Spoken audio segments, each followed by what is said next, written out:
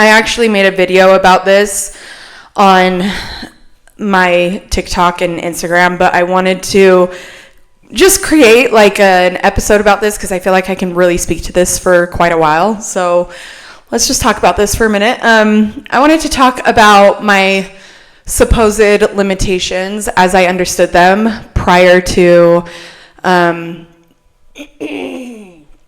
seeking out an education, and what has happened to those limitations ever since. And I have, I thought I had limitations in terms of social status, economic obtainability, dynamic in the home and in a partnership, as in terms of like the role that I was meant to play, and purpose, and also just what was available to me given the situation of my life. So and then there's like limitations in terms of getting an education, like financial limitations, opportunity as a single mom, availability as a single mom, and then my limitations as a student. Like I have difficulties with reading comprehension, memorization, retaining information, test taking, and as it turns out, logical thinking and logical reasoning, which is something that I'm working on right now in my current path. So I have a lot of what I would deem limitations, or I have had these limitations that I have had to overcome and stretch beyond what I thought was possible, and also just take a lot of like really big risks. And luckily I have how can I say this? I have the courage to take the risks necessary to breach these barriers and these limitations. So let's just talk a little bit about where I'm coming from. So I come from like a very limiting culture. And so basically what that means is like what I understood about my life's purpose and what I was meant to do with my life and my role as a woman, as a mother, were very, very defined.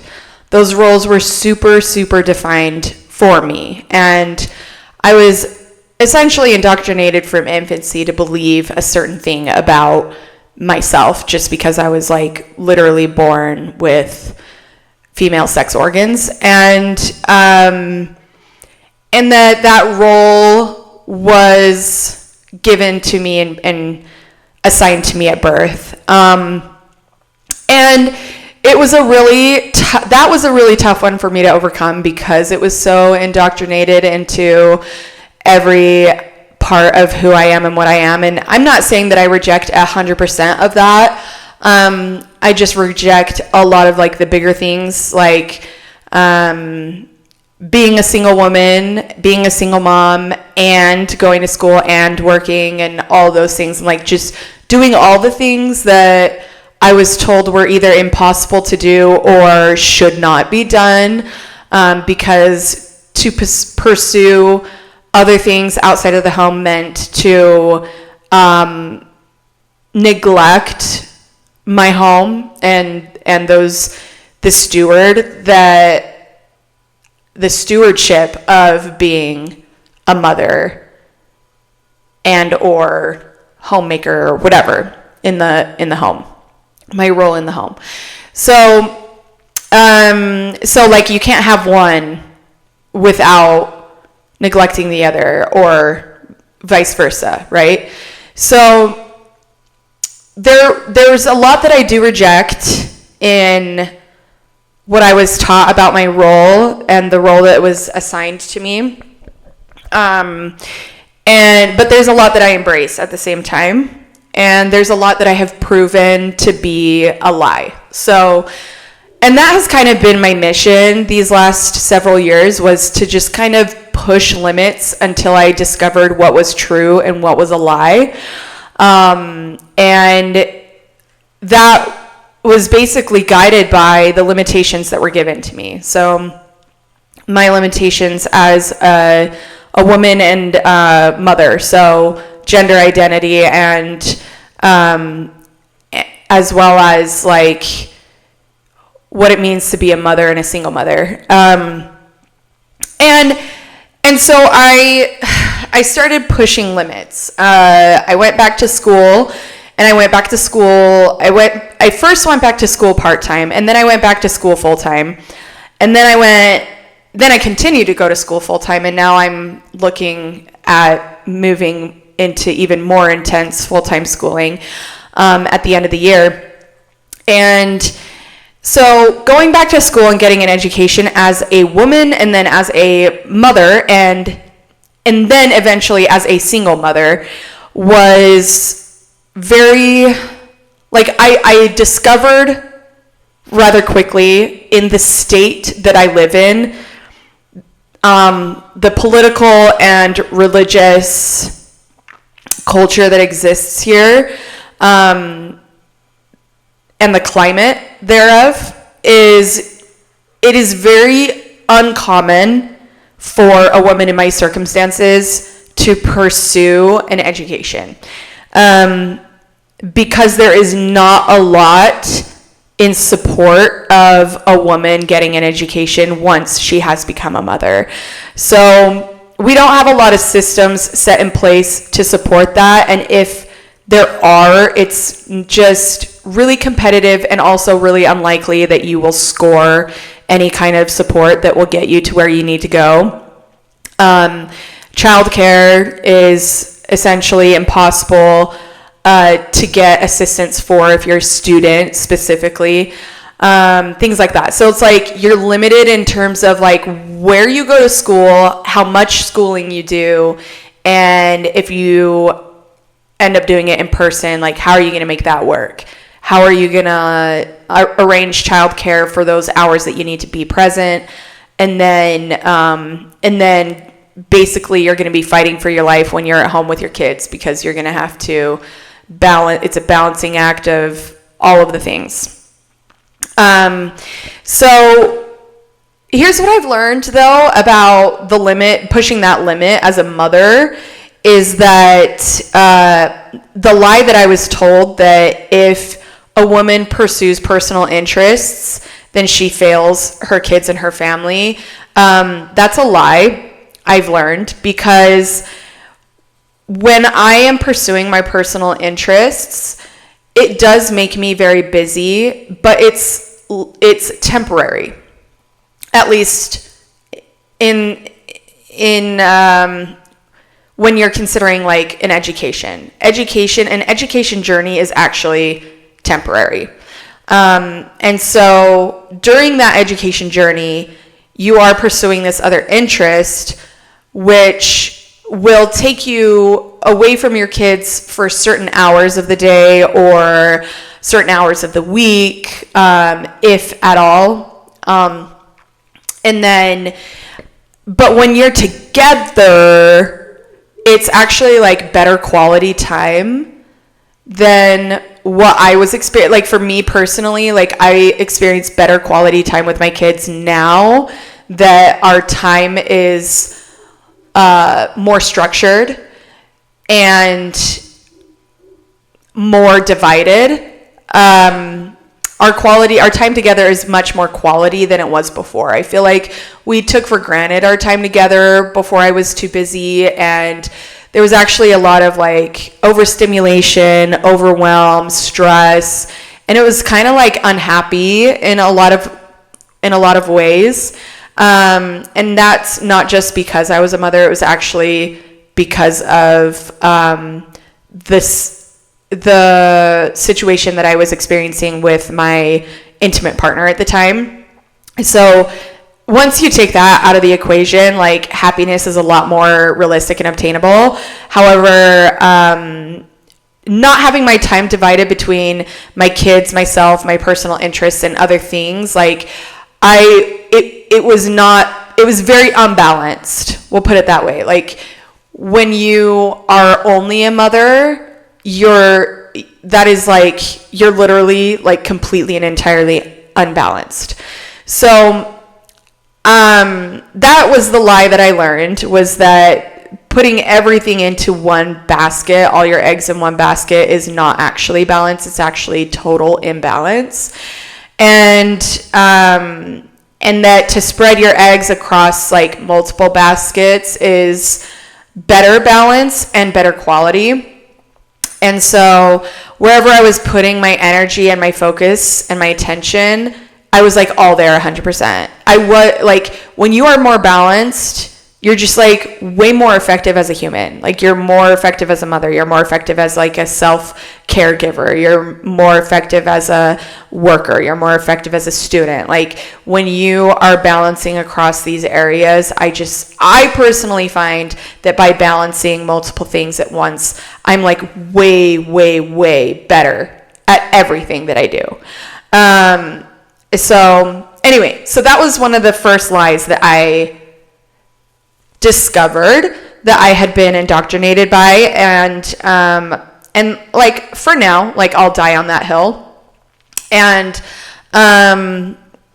it's just been like life-changing for me. It's been beyond life-changing. It's more like radical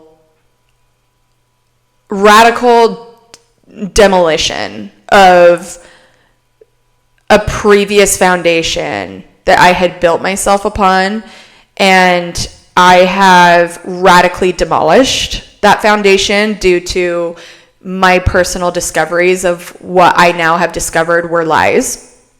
So that was the first one. And going back to school as an individual who discovered that they had limitations, you know, throughout their early school journey, early education, like I discovered that I had these limitations of, like I had previously stated, reading comprehension, retaining knowledge, testing, memorization, things like that. Like I had these limitations, right? And then I went back to school, and I went back to beauty school, and I did it twice. I got dual licensed at 2 different beauty schools. And what I learned about beauty school is that it's actually like a really, really rigorous and intense program, because they basically give you an intense course load of memorization.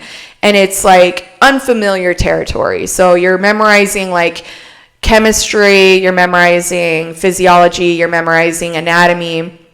And so it's like, these are unfamiliar things that, and it's a lot. It's like a huge, huge amount of work that you have to memorize for a test. And it's usually like multiple tests a week, sometimes multiple tests a day on different subjects. So you're memorizing the anatomy of the face for one test, and you're memorizing the product chemistry of these 5 types of products and their interactions with the physiology and anatomy of the face, and that's a separate test. And then you're doing another test on like the memorization of ingredients in products. So it's like you're memorizing various subjects at the same time all at once, and it's really compounded, and it's really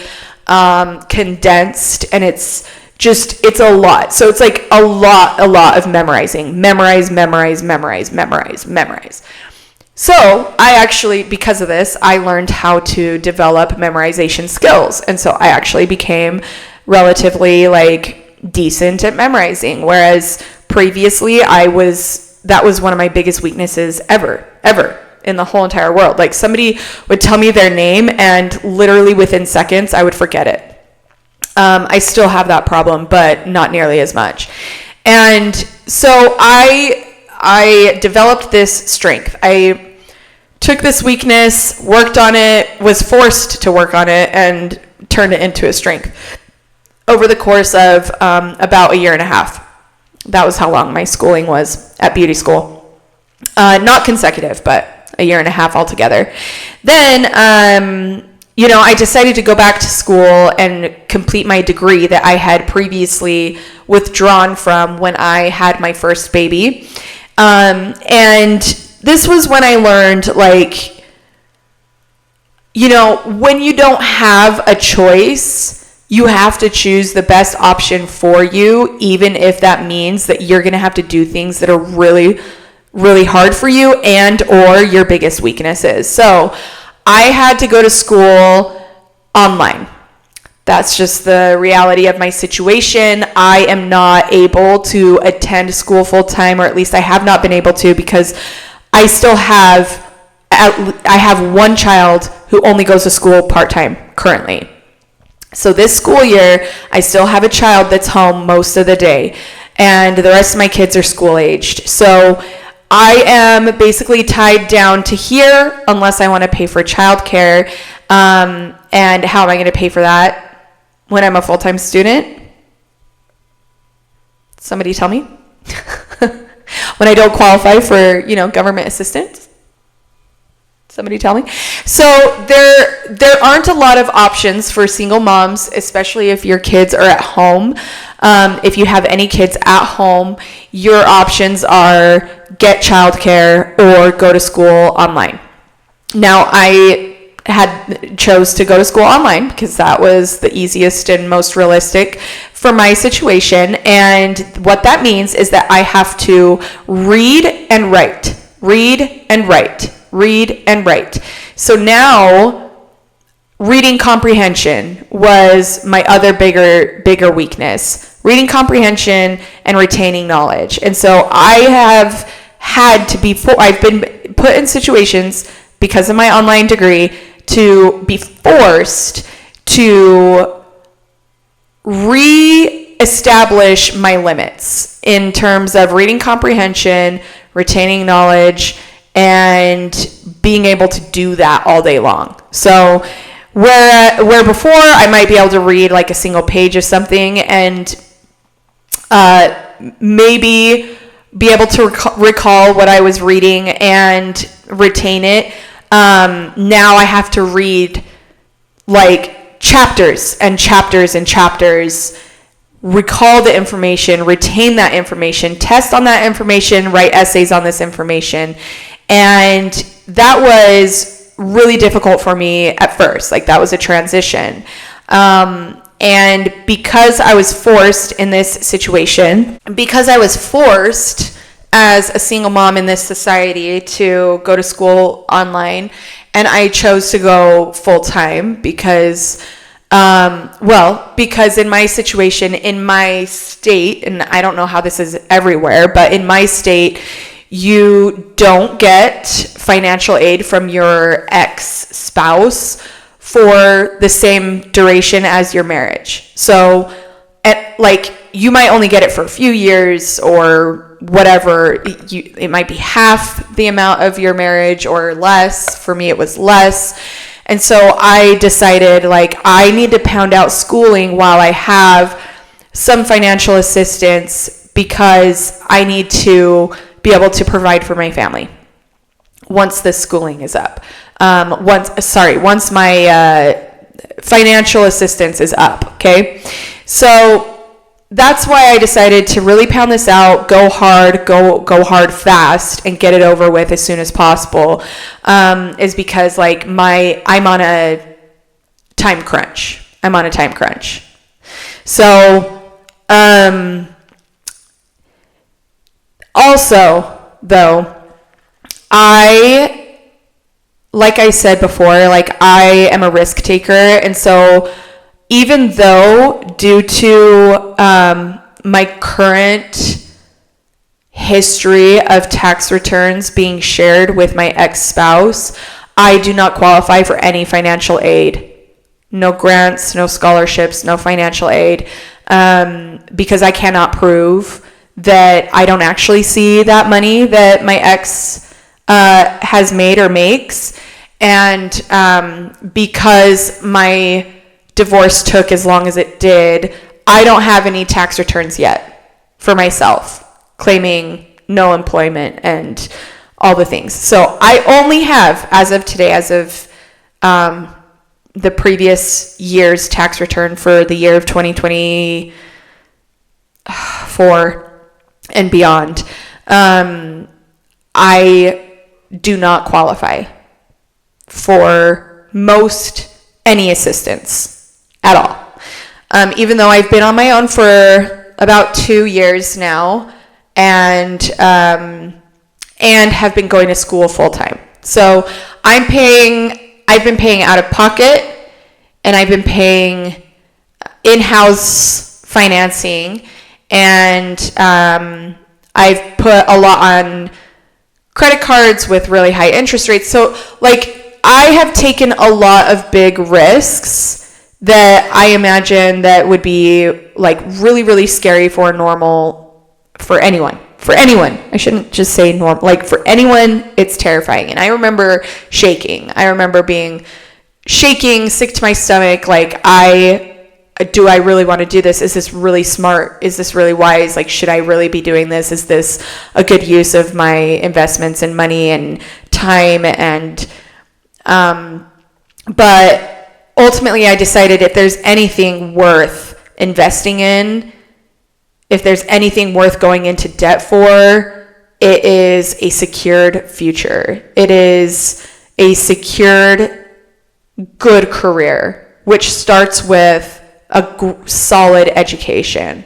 And I chose that for myself. I'm not going to sit here and preach that is the path that all single women should take, all single mothers. Like, I'm just saying that I knew down to my core that that's what I needed to do. And I have so many reasons for this, but let's just touch on like a couple, okay? For one, I come from a very, very marginalized world. Like, I was marginalized. I am a marginalized and vulnerable person, and I belong to a marginalized and vulnerable population in the world that I come from, okay? The culture, the religion, where I come from, I am the underdog in every possible way. And this is something that runs deep in the roots of my family and my family's history. And I felt like I was being called to rise up to great heights, not just a little higher, not just, hey, Elise, take a step higher than where we've been for the last hundreds of years. No, it was like, no, you rise to the highest heights that you possibly can in your lifetime. And I feel like it's not just for me. I feel like it's for all the women that came before me. I feel like it's for all of the women that are behind me that did not have these opportunities, that did not even have, like, it wasn't even available to them due to laws, due to technology, due to the abuse and control, and due to indoctrination. Like, there's just so many reasons why the women that came before me stayed in the corners that they were placed in. And I feel like I owe it to all of us, me, them, every version of myself that existed before now, and my daughters and my sons. Like, I owe it to everyone, to all of us, to just climb as high as I possibly can while I'm breathing. And that feels very personal to me. Like, that is, I just feel like this burning in my chest when I think about all of that, everything that I just said. Like, when I think about those things, like, I just feel like this burning in my chest. Like, nothing will stop me. Like, you can't stop me. I will go as far as I can go. and then I'll die. Like that's it. That's it. That's plan A through Z. That's it. Full stop. I will climb as high as I can until I stop breathing. For me, for my kids, for every version of me before now, and for every woman that shares my blood and pass that blood on to me. And I just know that there were women before me that would have just killed to have the opportunities that I have. And what? I'm going to let a couple tens of thousands of dollars hold me back? No. Like, have we progressed for nothing? Like, feminism has fought tooth and nail and blood, sweat, and tears for us to have opportunities, not for it to be easy, not for it to be cheap, not for it to be affordable. I mean, eventually that's where we're heading, right? Like, that's where feminism will hopefully take us. But where it's brought us now is that where things were impossible before, they are now possible. That's it. And that is fantastic, and that's great, and I'm going to take advantage of that, and I'm going to go into debt for that. I'm going to do that for them. For the women who died for this. For the women who carried me and all the future generations on their backs and previous generations on their backs to make this possible for me.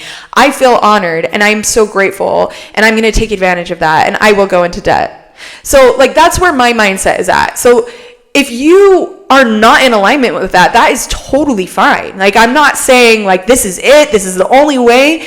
This is just my way, and this is why. I'm just explaining, like, why, where I'm coming from, this burning in my bosom. Like, why do I feel this? Why do I feel just, like, burning, like I'm on fire when I think about these things? And it's because of women and just everything, the foundation that they have laid for me now, today, to break the chains, to destroy traditions, to literally demolish foundations and reconstruct something completely new and something completely different for the future generations, starting with my children, starting right here, right now in this house.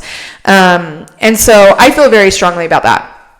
And I also feel like this is what I'm supposed to do. So the fact that those two are in alignment is all the better. So, like, I just feel really good about this.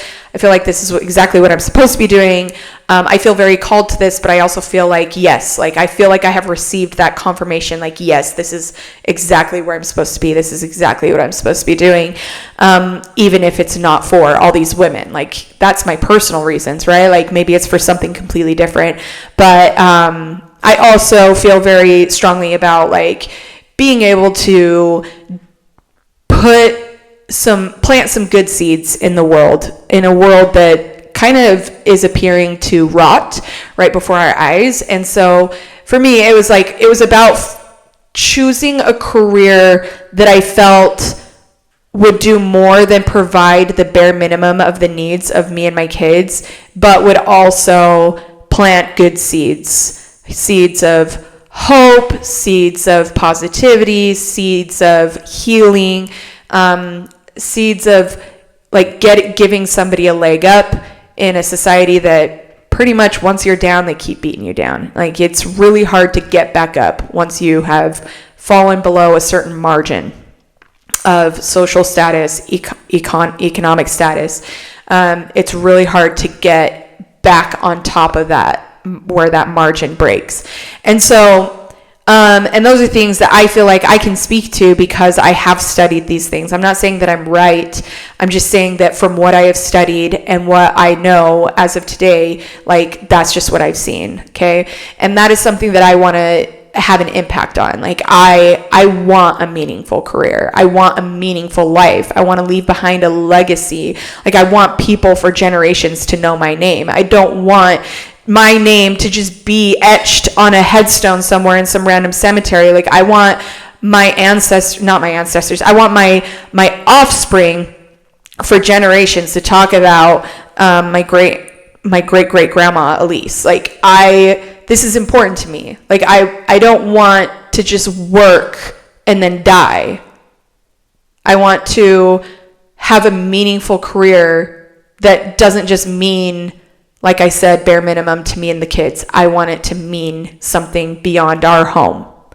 and impact other people that I feel like I can relate to, people who are marginalized, people who are vulnerable, and who are just getting knocked down and keep getting kicked back down. And so that's why I have chosen an education path that will lead me to that arena.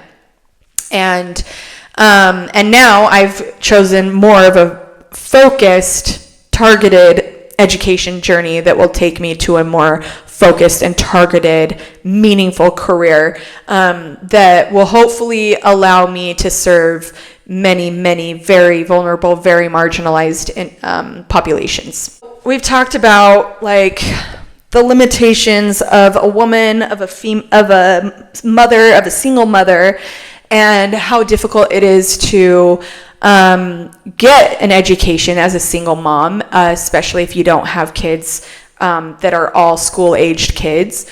And we've talked about my personal limitations in learning, so memorization, retaining knowledge, reading comprehension, test taking, those things. Like, I have been forced to stretch those limits. And what I thought were limits before that were impossible to overcome, I have since discovered are very much possible to stretch and break and redefine. Like, I had no idea, even 5 to 10 years ago, I had no idea that I could leave the corner that I had been assigned to.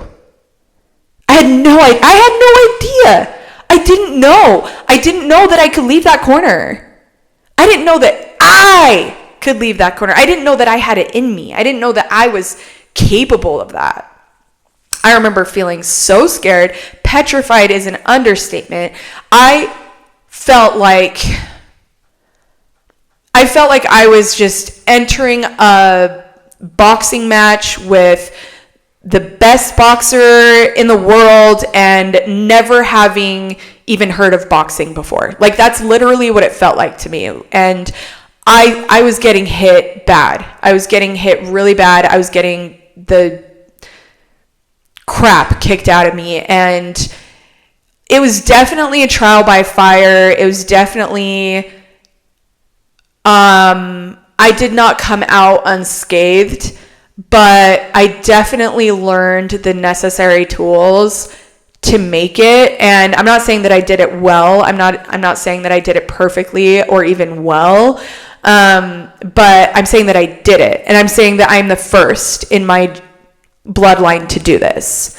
And because of that, like, I'm proud of myself. I'm proud of myself for stepping out of the corner. I'm proud of myself for throwing myself into a war zone that I know nothing about, that I've never even heard about, I've never seen.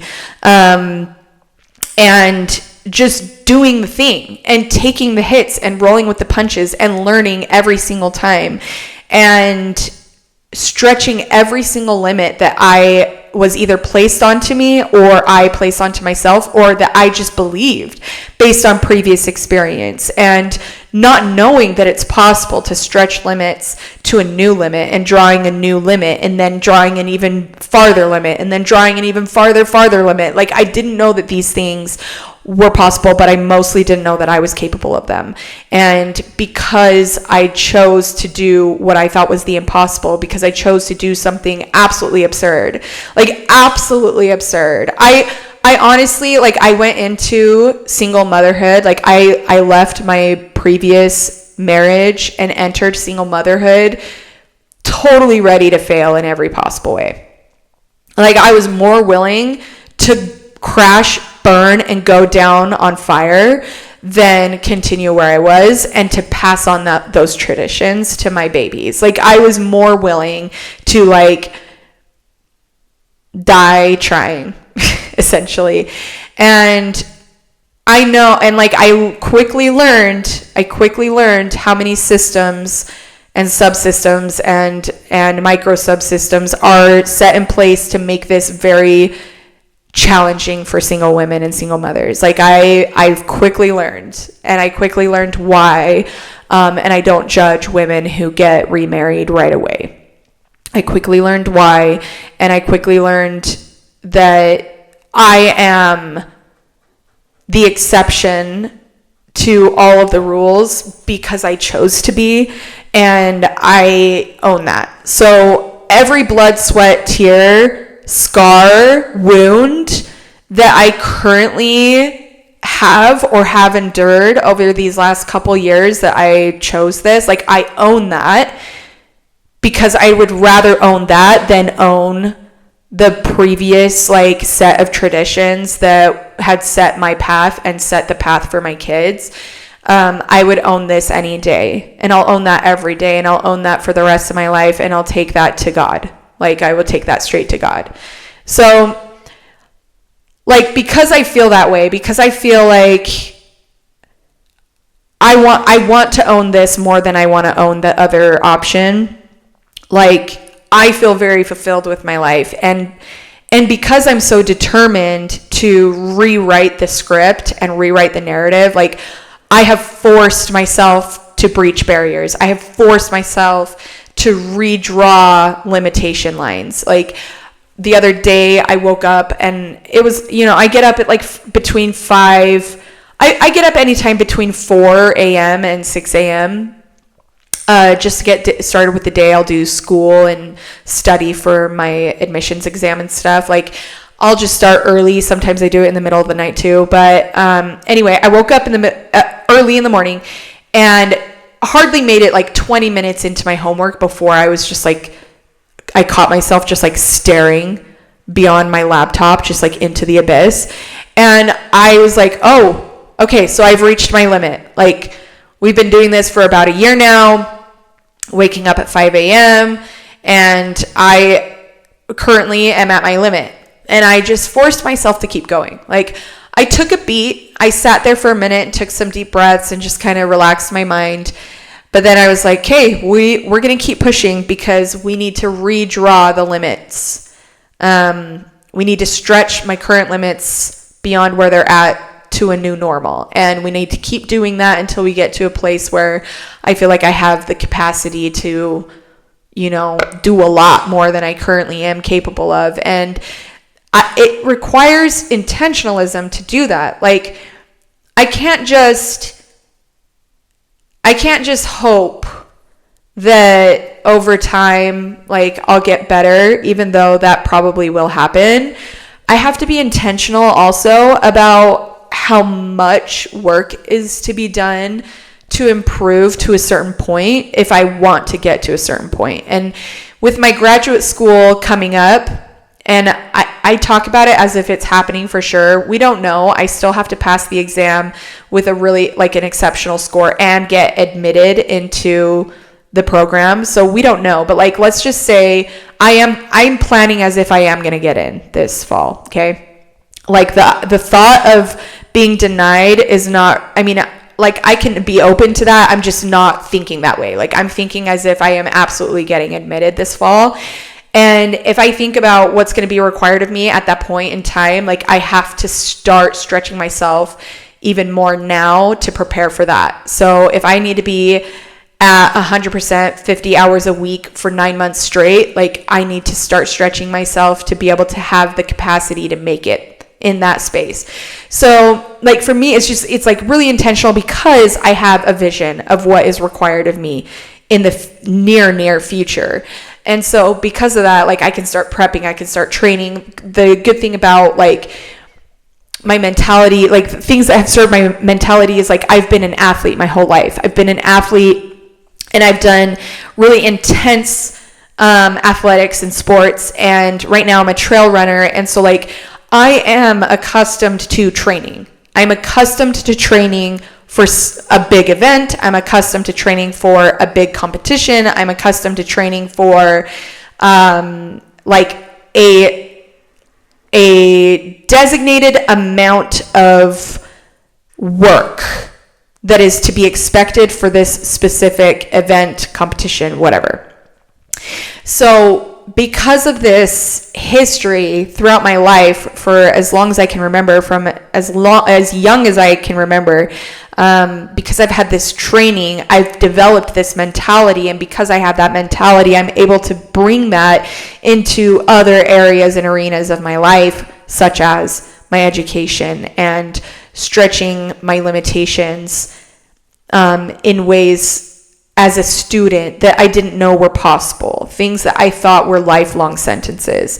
Like, I thought that those limitations were basically like something that I was going to have to deal with for my whole life. And although that's probably the case, I can improve. And that's something that I didn't know. Like, I didn't know that I can improve on these things. And because I've been forced into these situations, because of systems that have only allowed me certain availabilities and opportunities, like, I've been forced into these situations to confront those demons, to confront those limitations, and demand more from myself. Like, we don't have a choice here. We either fail or we redraw these boundaries. What's it going to be? Looks like failure is not an option.